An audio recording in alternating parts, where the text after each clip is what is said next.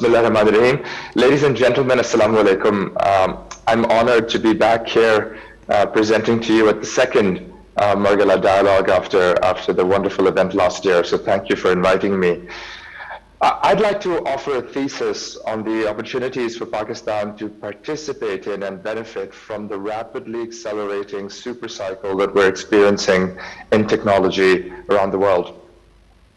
I'd like to first examine where these opportunities are, in particular in advanced technologies of the future, and then see where Pakistan must focus its efforts to take advantage of these opportunities. While we must acknowledge that much excellent work has been done in Pakistan in terms of outsourcing of software development, and we must, of course, grow that work, the opportunities of the future where there's immense demand for talent and innovation that is unfulfilled are less obvious. I'll take a few examples to illustrate where these opportunities lie and how we must weave Pakistan into its solution. But I'd like to acknowledge first Dr. Naveed Shirvani, who's already covered the very important area of semiconductors and microchip design and the opportunities in that space. So let me follow on from there about other areas where the future of human life is being built. In the area of technology, of computer technology, these are blockchain, artificial intelligence, and data science. If we were to expand our horizons to other areas of technology, then we would focus on climate change as an area, and within it, technologies related to geothermal energy, hydrogen production, modular nuclear power, carbon capture, biological materials, etc. If we were to focus on the area of space technology, there are vast subsectors where there's a tremendous opportunity, although harder for a country like Pakistan to participate in. And of course, COVID-19 has focused the world on developments in life sciences. And I could go on listing out future technologies. My point, though, is that while we must congratulate and appreciate the $300 million of funding to companies that are largely engaged in e-commerce in Pakistan, the future lies beyond this. And while it may feel daunting to think about Pakistan being a major contributor to advanced technology sectors, I will argue that it is not as difficult as we think, and I'll use the example of blockchain to chart a possible pathway for us. The blockchain debate has been crowded out by the discussion over cryptocurrency, which in turn has been seen as a threat to the regulation of money by central banks. But blockchain is so much more than cryptocurrency, while cryptocurrency as a payments layer for blockchain is quite essential. To understand how important blockchain is for our future, please indulge me in a thought experiment. Imagine for a moment that there's a planet similar to Earth, but on this planet, technology is 25 years behind Earth. Computers are connected, but there's no web browser and therefore no e-commerce. But blockchain technology happens to be available. An entrepreneur on this planet comes up with an idea to build a ride-hailing company, an Uber or a Careem. How does he do it? So let's disaggregate the functions of a ride-hailing business. It connects riders and drivers. It provides trust that the drivers have a valid license, have passed training, and don't have a criminal record, and provides a crowd-reviewed passenger and driver rating that provides a payment layer, and also provides a payment layer such as via a credit card. For this four-part layer of intermediation, it adds 25% to the cost of the service to the consumer, which is the margin the ride-hailing company makes. Since it's not possible to construct Uber or Careem in this fashion on this planet, the entrepreneur uses blockchain. Drivers can offer to drive passengers based on their requests and are directly connected to each other.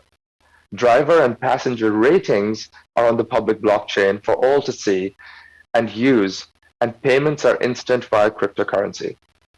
All this costs less than 1%, as opposed to 25% on Earth. This would spawn an entire realm of digital commerce companies of the future, quite different and much simpler than the e-commerce companies that exist on Earth. And these companies are much cheaper and faster to use. Enormous amounts of talent is produced and trained, and new opportunities generated. And very importantly, inflation is controlled as a result of the economy running on less expensive services.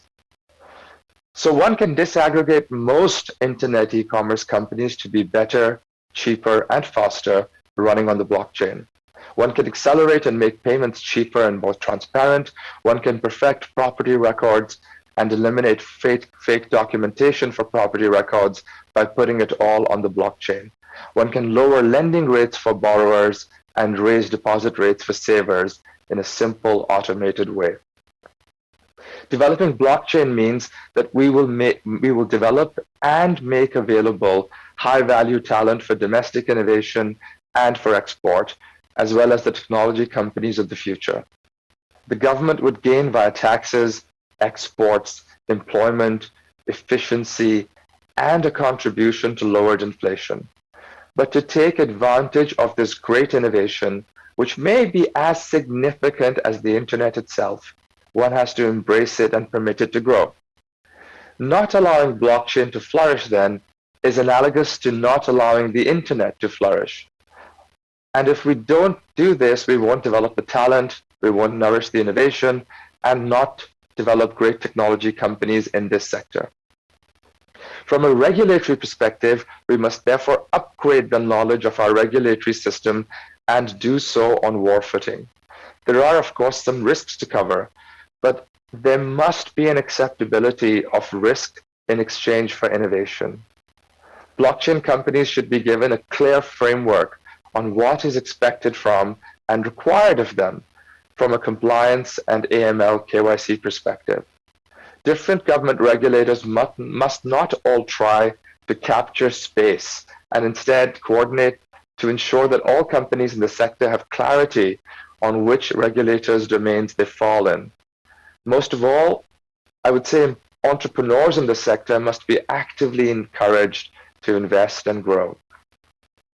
Unlike other areas of advanced technology, blockchain, AI, and data science don't require huge investments to train talent or develop great companies, just a computer and an internet connection. And therefore, never has it been so easy for us to innovate. Before concluding, I would be remiss if I did not speak of one additional sector of opportunity. Perhaps today, the greatest shortage of talent and need for innovation is in the area of mankind's greatest challenge, which is climate change. That's a topic for another day, but in the same manner as we must support blockchain, we must embrace the development of talent and innovation in the area of climate.